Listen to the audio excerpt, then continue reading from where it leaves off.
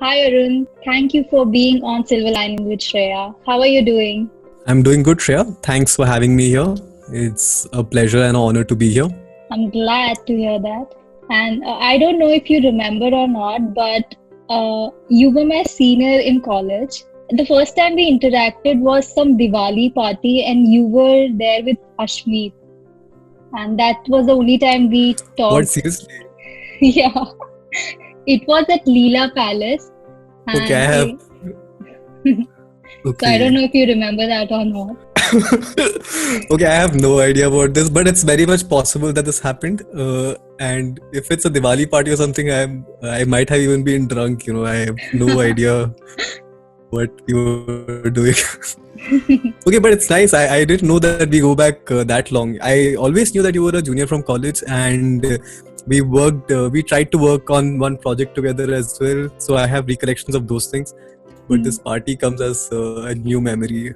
Wasn't aware. I totally forgot to mention it when we met for the project, but while I was Okay. researching, I remembered about all the times I've seen you in college and the times we interacted. So When was this? This was in like 2012, 2013 or something. I guess, yeah. 2014. Okay. So you're good friends with Miri, is it? Like Kashmeet? Yeah, I really like her work and all that art stuff she's doing. So it's kind of interesting. That's nice. Good to know that I did not know this. So why did you drop out of NIST? Uh, so there were multiple reasons why I dropped out of NIFT. I think the starting of that would be that I was already into design from a very young age. So I had started designing when I was in school, and even while I was in school, I would work on commercial projects as well for, the siblings of my classmates. And when I went to college, I had already had a lot of information and knowledge in the field of graphic design and video making and all those things. And when I was in first year, so first year in the college where I was, NIFT is a foundation year where you're taught a lot of different things. So we were taught how to make bags out of macrame. We were told how to make purses. We were taught how to do clay modeling, and none of these things had any interest for me. So I wasn't really into that side of things, and I still thought, it's okay that they teach us this. Probably by the time we get into first year, second year, I think things would get better. But when I was in second year, they were still teaching very basic stuff, which I had already covered previously when I was in my school. So for me, it was a simple equation of my math not working out. Like, I think the semester fee around that time was probably close to 55,000, and paying that amount of money every semester to learn things that I already knew was kind of did not make sense to me. So I went to my teachers and I told them, that hey, can you teach me something else? And they were reluctant to do that, obviously, because from my point of view, it did not work out for me. But I guess for a lot of other people who did not have that kind of exposure that I had, I think it made a lot of sense to them to continue with what they were doing. But for me, it really did not make sense. And I also remember one time when we were working on some branding project inside college, and one of the students who was working, so we all had one project to do, and the person who went before me to get evaluated, uh, I would not call him the brightest kid in the class, and I expected, if whatever marks he's going to get, I'll at least get as much as he did. So he went in and he got a 16 on 20, and I was next and I got a 4 on 20. So my professor just failed me because I did not take approvals from him. So it just became an environment which was pretty demotivating, honestly. And they were not teaching me something new. So I thought anything would be better than wasting another 3 years in that college and paying money to not even learn something new. So that really did not work out very well for me, and that's why I decided to drop out. Well, that's an interesting story. And I studied engineering for 8 months and then I decided to join NEP. So for me, the first year was actually getting to know about designing, getting comfortable with the idea of arts and design. So I didn't really understand the importance of having that, we call that niche, and being clear about what we are trying to study. Like you said, graphic designing. So in the first year, there was nothing related to graphic designing. It was just the basics, right? Which you had already studied in school. So I think that was a wise decision. But yeah, I think it differs from everyone, person to person. Yeah. Go on. I mean, was it difficult for you to drop out? Because in our society, it's actually a very difficult thing to get out of college. I did it once, so I know it takes a lot of courage, a lot of strength to do that. So how did you manage to do that? I think it was not that hard for me, because honestly for me it did not make sense. It was like I was paying 55,000 a semester and had wasted 1.5 lakhs by the time I was in third semester. And very objectively and very logically, I was going to study for another 4 years, and by the end of it I was going to get a salary of say 15 to 20,000 rupees. That was a speculated salary at that time. So it did not really make sense that I waste 8-9 lakhs or more than that, and then added money of staying in a particular place. Like the lifestyle expenses just did not equate very well with the outcome of the process. So if you study in a college for 4 years and you end up with a job which gives you 15 to 20,000 rupees, I'm sure the case is different today, but back then it was 15-20,000 rupees. And getting out of a college which is a national institute and getting that amount of money did not make sense, because if say you live in a good enough house, that will be 8,000 rupees or 9,000 rupees or 10,000 rupees, and then you don't have any money left to do anything by yourself, then you again dependent on your parents. So the entire point of coming to college and being financially stable and getting a good job, those things I did not see them coming. So it became very natural to me and very evident that this is not the right way to do it, and that I should not be doing this. I think that's what most of the entrepreneurs talk about every day, that the knowledge that you're getting should be able to lend you a good job so that you can afford the lifestyle that you want to live in. But absolutely, yeah. So there was no plan actually. When I dropped out, I just knew that I did not want to do this and that anything else would be better than doing this. But I had no plans that, this is exactly what I will do.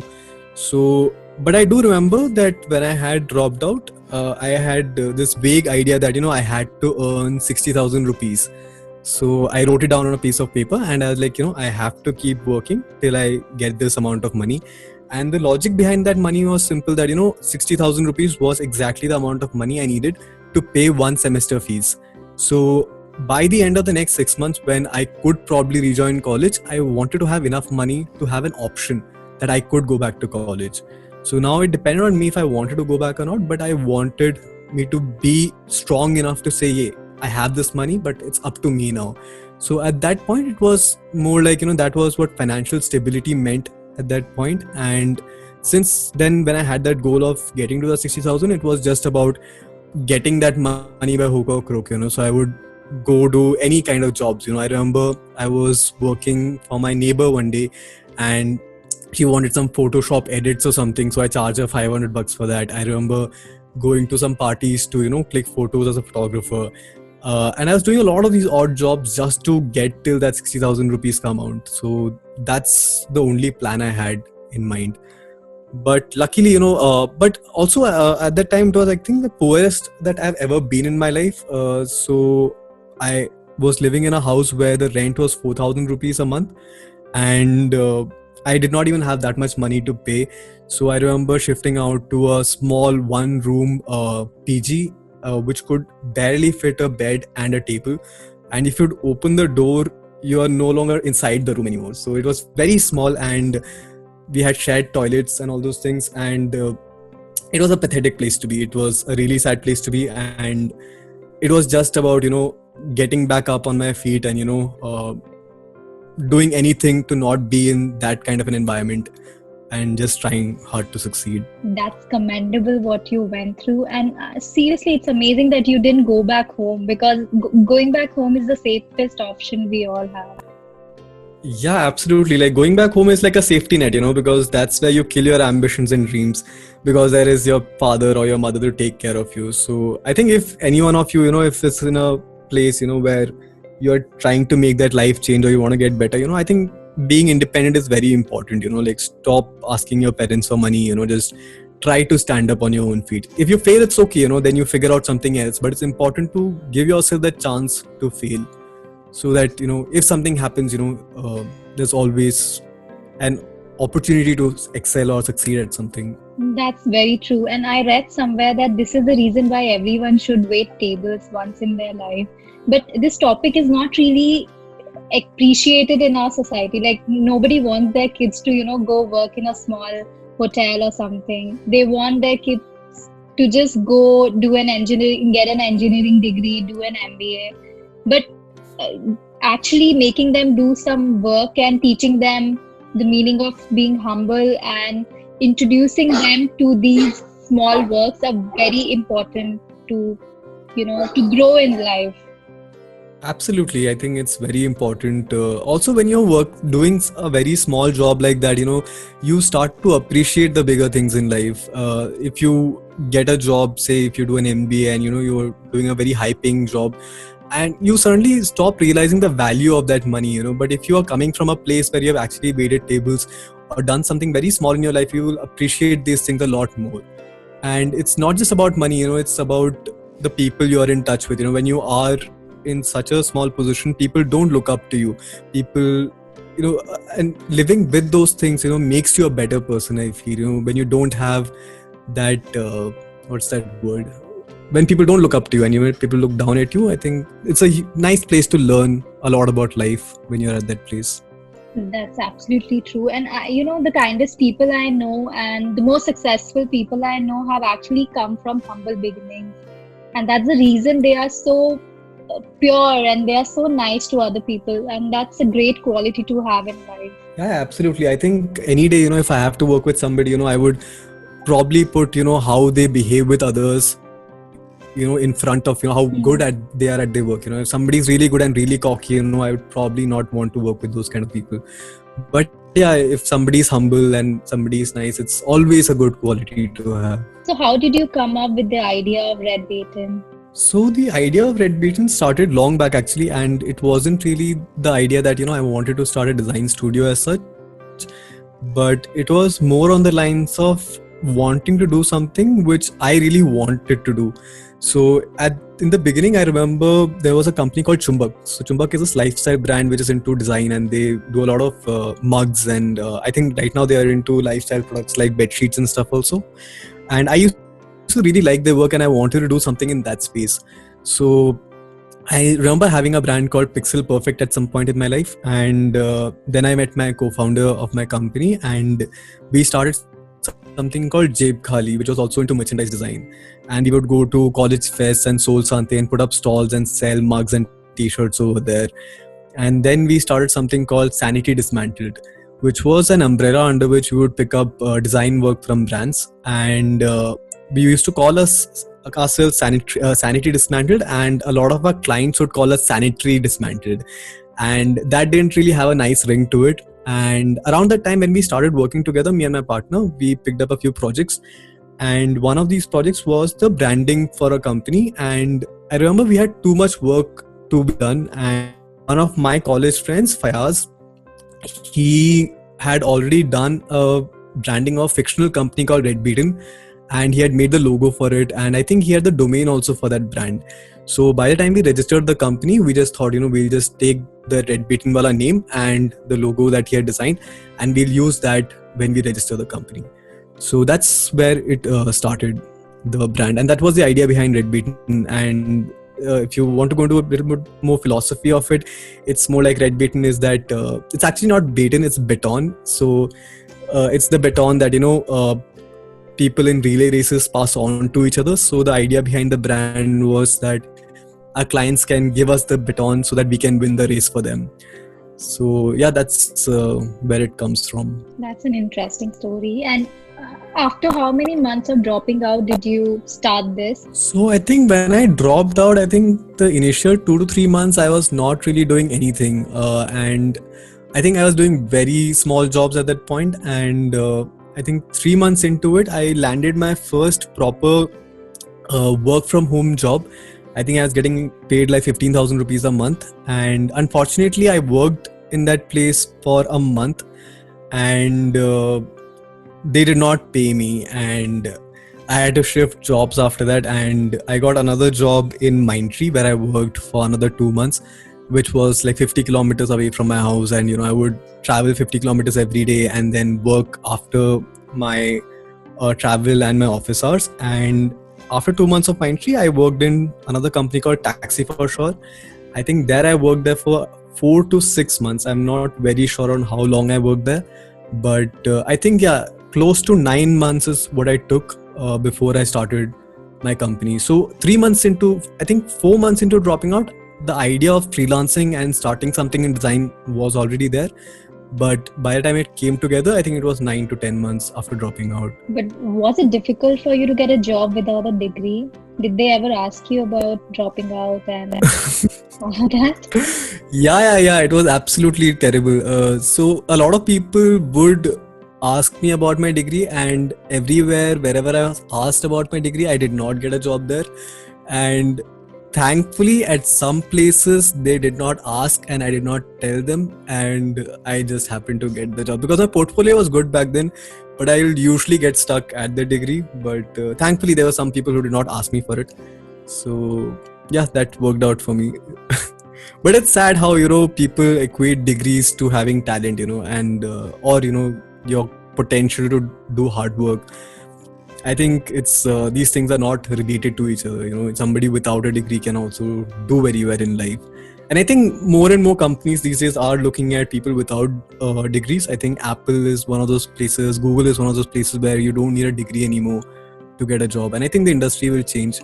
But yeah, back then it was slightly more harder than it is today. But I'm sure you had a strong portfolio to back it up. But not many people have that. So for them, degree is absolutely needed. True, and especially when you're working in a big corporate, like my first company where I did a proper job, it was a Mindtree. It was a company called Mindtree, and it's like a Fortune 500 company. So to get into that kind of a company, you need to have a degree. You're judged on the basis of how much educational qualifications you have. So yeah, getting into bigger corporates is harder, but I guess today's startup market, it's easier. But the bigger companies usually take that as a must requirement to have. But having said that, it's changing. So that's a step in the right direction. Yeah, I think a lot of companies have started hiring people without degrees, seeing their passion projects and their portfolios. Yep, that's true. Yeah. So how was the journey of starting an agency and building the team? So how was the first few months of starting and running an agency for you? It was very taxing because when I started an agency, I was still working at another job. I was a graphic designer at Taxi for Sure when I started my agency, and that would mean I would have to complete my day job, and only then I could come back and wrap up things on my design studio. So that would mean I was getting up at 7 or 8 in the morning, going to office, coming back at 8 or 9 in the night, and then working till 4 or 5 in the morning again, and then sleeping sometimes in the office itself, which was my friend's house back then, and then getting up again, probably not even taking a bath, and wearing the same clothes I wore the last day, and going again and doing this on repeat for a very long time till we had so when we started our agency, we had project to project basis work that we are picking up. So somebody would come in for some packaging work, somebody would come in for a logo design, somebody would come in for something else. So there was nothing called a retainership that we had. So till the time we got to a place where we had two companies who were on retainership models, where they were paying us a monthly amount, that's when we thought of quitting our day jobs and doing this full time. And since then things have been quite normal and quite fine. But I remember even after we had quit our jobs and we had started our agency full time, we were supposed to move into a new office space, and we were supposed to share that office space with one more person. And this person said, we'll take care of half the rent, we'll take care of half the deposit and all those things. And we were like, great, I think this makes sense. We have half the money with us and we will shift in with you. And in the last moment, that guy ditched us, and we had to pay the entire deposit. And that was the kind of money that both of us did not have, me and my partner. So there were some very frustrating times, and there were times when we were locked inside the office, and when the landlord would come, we would lock ourselves and act as if we were not even in the room. So there were a lot of fun stories over there, but I think work-wise it was great because we were working with the people from NIFT. So a lot of my batchmates became the first employees of Red Beaten. So they were doing the internship of kinds when they were still in college. And for me, it was like working with my friends. And for those people, it was about working on live industry projects. So I think it worked out pretty well. And since we were all college friends, it never felt like work. So I would get up in the morning, I'd be very excited to go to work, and I'd see these people and we'll work really hard and we'll party even harder. And I remember once we got a crate of beer to an ideation session, just to come up with better ideas. And I don't know how much that worked, but I definitely gained a lot of weight after that. But yeah, it was very interesting. And I think anyone you speak to in the initial days of Red Beaten who were there, would probably tell you that, we had a lot of fun working together, so yeah, we had a lot of crazy parties. And looking back, I think those were one of the most memorable times of my life, because we had very less clients and a very talented group of people, and we really enjoyed each other's company a lot. Culture is very important. Yeah, and I was gonna say that it sure sounds like a company everyone wants to work in. Yeah, it was very interesting, because at the end of the day, so there are two kinds of companies. One is where you pay somebody a certain amount of money and they do their work and they go away, and then there is something where you really want to be a part of that organization and work with them, and when somebody wants to work with you regardless of the money, I think that's where you start creating magic. That's where people come together to do something great together. So obviously money is obviously a part of the equation, but it has to be more than money. It has to be a lot more than that. Totally agree. It's about finding that tribe for yourself who are passionate about the common vision instead of just doing a 9 to 5. Totally. And especially when you're starting a new job, a small job, you can't have people who are willing to work 9 to 5. You have to find people who are passionate and they want to find success in their own lives. So when everyone's trying to find success in their own lives, as a group, you can achieve a lot more. But you have to be passionate, and each one has to be. And that's why handpicking these people is also very important. You can't have anyone join your team. You need to be very careful about who you let in, because a single person can probably ruin the entire culture of the organization. So you need to make sure everyone fits in properly, everyone likes working with each other, and getting that team right is very important. That's, I think, one of the very important areas of building a team and starting a company, right? The right people. It's the people, it's nothing else. You can have a really good idea and the worst of people could totally totally fuck it up. And if you have a moderate idea and you have a great set of people working on it, you can really do wonders. So people is everything. And this is when you wrote that article which went kind of viral in our college, that I dropped out and now. Can you tell us about that? Yeah, so when I dropped out of college, I did not have a degree and all those things, and I worked really hard for the next 2 to 3 years, and I think I was supposed to graduate in 2016, and obviously I did not graduate then, but thankfully we had done enough business and we were doing good at that point of time, and we applied for placements at NIFT and they let us be there. So even though I was not sitting as a student, I went to NIFT to hire my own batchmates. So this story was a pretty interesting story, and it was a very well written article if I were to say something about it.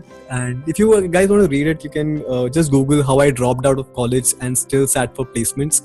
So that sort of details out my story on what I did in those 3 years or something. Yeah, it was a nice story. A lot of people still come to me and they're like, hey, I got goosebumps when I read the last few lines, and I was like, yeah, that's cool to hear.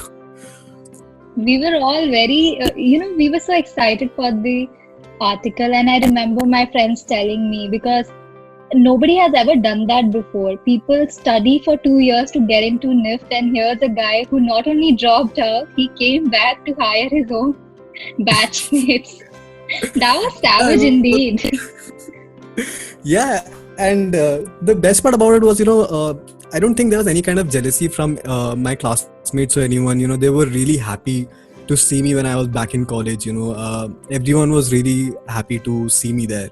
So I think, yeah, it was a nice story. It felt good to do that, and to show to my teachers, that hey, I did do something. I did not drop out and not do anything. I did not waste my life.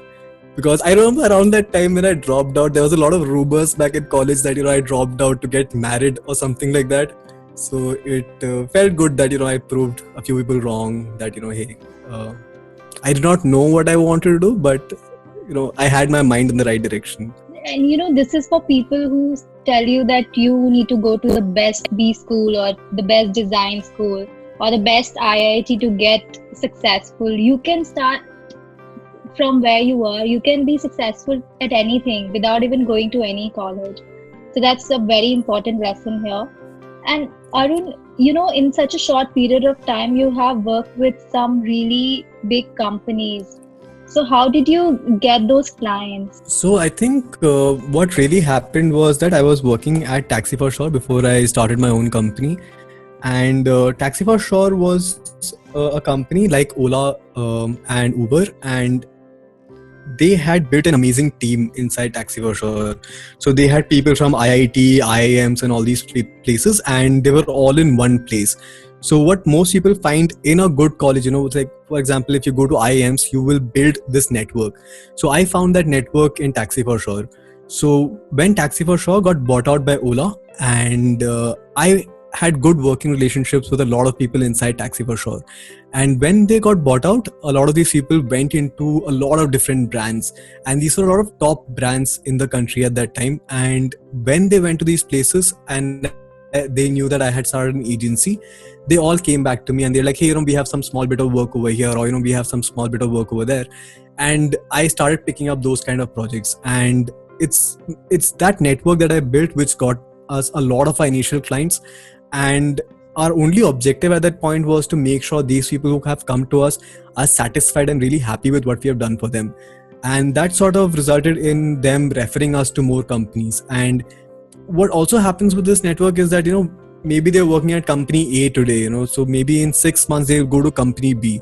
So it's very important to have good working relationships with these kind of people so that you can grow with them. So that's sort of what happened in my case. So that's where I got my first initial set of clients. And once we put out the word that, we were doing work with these kind of clients and we put our work online, then more and more people started seeing that work. And a lot more people started approaching us out from outside our referral network as well. And nowadays there are so many agencies. Like I see my friends from like your juniors, my batchmates, everyone wants to, have their own startup. They are planning to start their own agency. And in fact, some non-designers also are starting their own agencies. And not mainly design, but, social media, marketing and all of that. With so many agencies are running around, what do you think makes your agency still performing like you when you started? What makes it different from the rest? I think firstly, what I would want to say is that, it's great that, a lot of agencies are coming up and there's a lot of work in the industry, so especially in the age of the internet where we are living in, you can work with somebody from across the globe. So there is so many companies which are starting out every single day, and all of these people need a new logo, they need a new website, they need a new app, and they need marketing support, design support, digital marketing, and the scope is humongous. So if there are a lot of people coming in, they will all find work to do. So when I started off, I usually used to see these things as competitions and, like they'll probably eat into my business, and that's really not the case. And most of the times what happens is that over time I've come to realize that these competition, what I used to think is actually collaborative opportunities. So if some work comes my way, I would be more than happy to pass that work on to somebody else if that person can do a better job. So my principle has always been about like whoever comes to you, satisfy the client, make sure he gets what he or she wants. So you might have a better taste in design, but make sure you know what the company wants as well. So they know the business better than you, and you know design better than them. So just try to make sure you both can work together, and if anyone's doing a good job at that, they will probably succeed. And the only people who won't succeed are people who are in it just to make money, and just get out of it, and those kind of people, I don't see them as competition or collaborative opportunities. I think they will eventually perish. But those people who are really into it, passionate about their work, and want to make something meaningful, I think there's always a lot of space in the industry for all these people. And I would urge a lot more people to keep coming up, because there are a lot of chances for everyone. Yes, we need more entrepreneurs and more leaders. And because of the Yeah, corona now, totally. demands are also increasing, right, for everything. Yes, absolutely. So, since everyone's at home, there is even such a rise in consumers as well. So, it's a great time because people are sitting at home, they want to consume content. So, as a graphic designer, at the end of the day, you're creating content, right? So, there is a lot of scope for everyone, especially in a day and time like this. I think a lot of industries have been affected poorly because of this virus, but I think the design industry is something that can totally thrive in a time like this. I'm not sure about the fashion industry, and I won't comment on that, but yeah, the graphic design industry definitely has a lot of scope in this time. Do you have any inspiration that you look up to? Any designer that you follow? What inspires you apart from your surroundings? So I have a lot of people who I get inspired from, and it sort of keeps changing from time to time. But there have been a few people who have been consistently I've been looking up to. One of them is her name is Paula Scher. I'm not sure if I'm pronouncing it right. Then there's one more guy called Michael Burett. Again, I'm not sure if I'm pronouncing it right. Then there's Piyush Pandey is there. He's the ad man of India. Prasoon Pandey is there, and a lot more people like these. But Paul Rand is one of my favorite designers. He designed some famous identities like IBM, Ford, UPS. And one of the really interesting stories about this guy is that when Steve Jobs approached him to make the visual identity for his new company, so Steve Jobs was the founder of Apple, and he got kicked out of Apple, and he started a new venture called Next Computers, and he went to Paul Rand to get a logo designed. And this guy comes in and he's like, I will make that logo, but I'll give you only one option, and I'll charge you $100,000 for that. And whether you like it or not, this is what it is, and you have to take it or you leave it, but I'm getting paid regardless. And what I really liked about is the conviction that he had, that he could say something like that and get away with it. And I feel people like him who have single-handedly elevated the industry, and from design just being an art form, or it became a professional business at that point. And when you put in the hours, you get paid. That's how this industry is supposed to work. But in a place like India, a lot of clients would come to you, and they will get the work done and be like, hey, we don't like this work, can we get a refund? And that's really sad to see that kind of mentality, because if you want a refund of your money, I should get a refund of my time, which you probably can't do. So it doesn't happen with any other industry. If you go to a doctor, and it's not like you will pay him only if the remedy works, or you don't go to a counselor only if your mental illness is cured. You pay them for every interaction, and I think that's how design is supposed to be. And but yeah, I think I do see people giving a lot more respect to design that it deserves, but we still have a long way to go. And coming back to inspirations, there's this a design firm called Pentagram Design, and they do some really incredible work. I think all of you should go check it out. And every time I get stuck with projects, I usually go to the website and check out something similar in a similar domain that I'm working on to get some inspirations and solutions to things. And there's also this one video that I keep watching every now and then. It's called Nobody Tells This to Beginners by Ira Glass. It's a 3-minute animation, I think. And if you like that animation, there's a bigger video of him talking about a lot more things on creativity and storytelling. His name is Ira Glass, and the video's name is Nobody Tells This to Beginners. So yeah, these are a couple of things that I usually get inspired from. I'm definitely going to add all these links in the description so everyone can check it out. And while I was working on the Totally. signage design assignment in the third year, maybe, I also checked out Pentagram, and they are really great. They are amazing in what they do. Yeah, And man, totally. Like the kind of stuff they do is groundbreaking. They recently branded a company called AGBO, and I think or Agbo. I'm not sure how you pronounce that, but yeah, really interesting work. Like they keep pushing the bounds of what design can do. so I think, Arun, your story tells us that you don't need a degree to be a designer, because designing is something that comes from within, right? Yes, totally. Design can't be taught. It's very hard. So you need to have a passion to do something like that. And if you have a passion, I think you'll find the right resources. So design is not something that you can go to college. Maybe you can. I might be wrong, but I really think that if you spend enough time on the internet, you can look at what other people are doing, and we have access to so many different things. You can look at portfolios of other people, you can look at case studies, and if you're really interested, you can even buy case studies from different award websites to check out what other people are doing. So there's a huge pool of resources, and I don't think it's limited to classroom learning. So yeah, you don't really need a degree to succeed in this field. So yeah, so it depends from people to people. If you are somebody who's not that great, or wants to have a safety backup in option in mind, I think getting a degree is totally worth it and totally for you, but it's not a necessity in today's time. So imagine if I'm a designer. Freelancing in India is actually scary. The amount of time you have to make changes, make the logo bigger, is scary. And the money, like, you don't get paid. People put so much drama before paying you. And then the other option is starting a design agency. What do you think? Which one should people go for? I think definitely you should, if you are interested in doing something like this, I think an agency is the right way to go. Mostly because it's that people have this subconscious mentality that an agency can deliver better work, and that an agency is something I can hold responsible for work.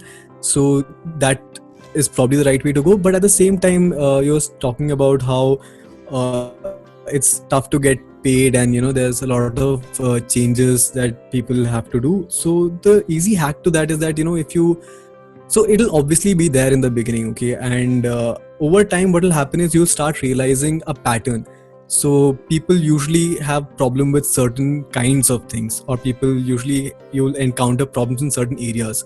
And what you can do is, when you say, if you go to the first client and he asks you for 6 revisions, so the next time you go into a meeting, you put upfront at the very beginning before you pick up the project that, hey, I'll give you only 3 revisions and this is the price for that, and any revision on top of it, even a small change, I'll be charging for that. So when you put it up front, it sort of helps you later down the line when you don't have to do that. And if you are doing it, you're getting paid for it, so you're happy to do that change. But then these kind of things eventually come with time, that you get to know where are the problem areas and how to fix them. And usually a contract fixes most of these problems. So if you have those contracts in place, it's easier to get work done happily. That's a really nice way to do it. And I think it comes from self-respect. You got to respect yourself. You got to respect your work, because designing is not that easy. You're putting so much time and effort into it. Totally. Like, if you don't believe in your work, no one else will. So you need to go with the conviction that, hey, what I am doing is good, and I think this is the right way to do things. Because if you don't believe that, no one else will. And anything beyond that point, once you let your clients or anyone think that you are not the master of things, then they will just take you for a ride. They'll make you do anything. So you need to be strong, but then don't be arrogant. There's a difference. So know what you're doing. So don't say some bullshit to somebody and think you can get away with it. So people are good at catching those things eventually. But if you know what you're talking about, then I think you should be really strong and hold on to your opinions. If somebody is like, hey, I need this change done, you tell them that, hey, this is not right, and this is not right because of X, Y, and Z, and that's why you should listen to me. And if you don't want to, it's okay, but it's my responsibility to tell you that this is how it's done. Because I have had clients who have come to me for a logo design, and their brief looks like a poster design. So they'll be like, we want, this to be there, we want that to be there, and I'm like, no man, what you're talking about is the poster design, and we'll talk about it later, much later. But a logo is supposed to be only these three things. So your idea of things are wrong, and let me correct you, let me educate you on this. So when you know that, it's a responsibility of the person to tell people how it's done. And how do you handle bad clients? Because there are tons of them. It's simple. Bad clients, you let them go. It's very hard, especially in a place like India where it's hard to find work. We usually hold on to bad clients and be like, at least kuch to mil raha hai. I think that's a wrong attitude. If you think a relationship is not going your way, or if so, all of these works are relationships at the end of the day. So it's like having a boyfriend or a girlfriend. So if a client is being not giving you the respect you need or you deserve, so relationships are built on trust and simple things that make every other relationship. So if you're not getting that kind of respect that you need, then you should not be working with them, because later down the line they'll give you an even harder time. So just avoid those kind of people. And if you have started a project and you have taken advance money and it's not working out, be prepared to give the money back, because your mental stability is more important than anything else. So if something is not working out, cut them out. Tell them ki, hey, I'm really sorry. I thought I don't think this is working out, and I'll be happy to refund you or whatever it is. But don't continue working with bad clients if they're not good for you. You'll find somebody else. To put it in one sentence, set a standard for your clients as well. You can't keep working with people who are not good for your mental health, and who are putting you down and your work down. And we are coming to the last segment of this. Absolutely. Yes, last segment of this episode. Arun, you had seen some really difficult time before starting out your agency and your design entrepreneurial journey. Has ever during this whole journey, did you ever doubt yourself? Yes, I did. So I think so there are two different things. So these are conflicting things, but there's one thing is to believe in what you do, and that's very important. But at the same time, there is something called self-doubt, and that is also, I feel, very, very important. And most of the times when I go and pitch things to my clients, and when I do my work, and usually it's about time to present something, I'm usually very doubtful that if I'm even doing the right thing. And I think that's important, because when you are in that place of self-doubt, it constantly puts you on your toes to do good work, so you have to be updated about what's happening, you need to be updated about what the best practices are. So that self-doubt usually helps in putting your best work out there. And at the same time, if you are feeling a lot of self-doubt, and if you're not sure if this entire domain, or if what you're doing in entirety is the right way to do things or not, I think you should totally take a break for some time. And what usually happens, and I've seen this happen a lot, is that you're doing something and you'll get stuck in doing that because everyone thinks that's what you're supposed to do, and you're getting appreciated for whatever you're doing. But if you feel that that's not the right thing to do, feel free to walk away from things, because life is really not a race, it's more like a marathon, and you need to do things that you really like doing and you're happy to do them. And I think Shreya, you are a very good example of that. You talk about self-improvement and all those things, and I think these things come very naturally to you. So I think finding that thing that you really want to do for a very long time is what you should try to do. And self-doubt will be a part of the process, but if you are facing it, try to believe in yourself, and if that's also not working, totally feel free to take a break and resume whenever you are good enough to go again. That's a very nice way to put it. And I think you need to, instead of questioning yourself, you need to hone your skills and improve with every project, so that the doubt disappears. You don't give any food to that thought, and you keep improving and honing your craft. Totally. If you're doing, say, something like graphic design, and if you feel you're not that good, try learning a new skill, try learning how to edit a video, try learning how to do 3D, try learning how to illustrate, just keep adding more and more skills. And yeah, I think it'll help you improve. Yes. We have last two questions. Arun, Would you ever go back to college? Sure. I think a simple answer to that question would be no, but I have considered going to college, not back to the same college, but probably some other college. And the reason for this is actually not even a college in India, maybe a college outside India. And this idea usually comes from the fact that, of building that network. So a college is one place where a lot of people from a lot of different backgrounds will come together because they're interested in doing one particular thing. So it's a good place to meet a lot of new people and build network. So I have thought about it and maybe I'll do it, but as of today I'm not very sure about the investment versus ROI of it. Like if I do put in X amount of years and X amount of money into it, will I get that return? So once I have a more clearer answer on this question, I think that's when I'll take some action and see if I want to go back to college. And I think when you know that you want to design and you love designing so much, then you don't really have to take that step because you're enjoying what you're doing today, and I'm sure you're happy where you are at this moment. True, but I would totally, like one of the inspirations that I have, like Paula or somebody like that. If I could work with them, I would totally pay them money to have me as their interns or something. So I think not any particular college, but I would totally love to learn further from a very particular individual as well if I get that kind of opportunity. But yeah, college is not the only place to learn. It could be anywhere else. I read this quote somewhere, I don't remember where exactly, but it says all your education starts outside the classroom. Yeah, I think that could be true. Arun, tell us about some of your future projects that you're excited about. So currently I am, there's no one single project that I'm excited about. It usually begins for me something like, somebody will come to me with a problem and like, we are in this industry and we want to, brand ourselves. And if that is interesting enough, I'll probably do it. And, but 3D is something that I'm really looking forward to doing in the coming days. And also content production is something that I want to look into, especially because of the rise of consumers, the rapid rise of consumers, and also because 5G is coming sometime soon.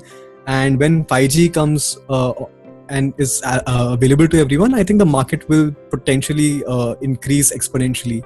So I think there's a lot of space there for some really interesting work.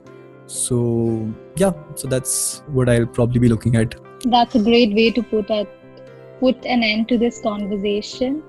And where can our listeners find you?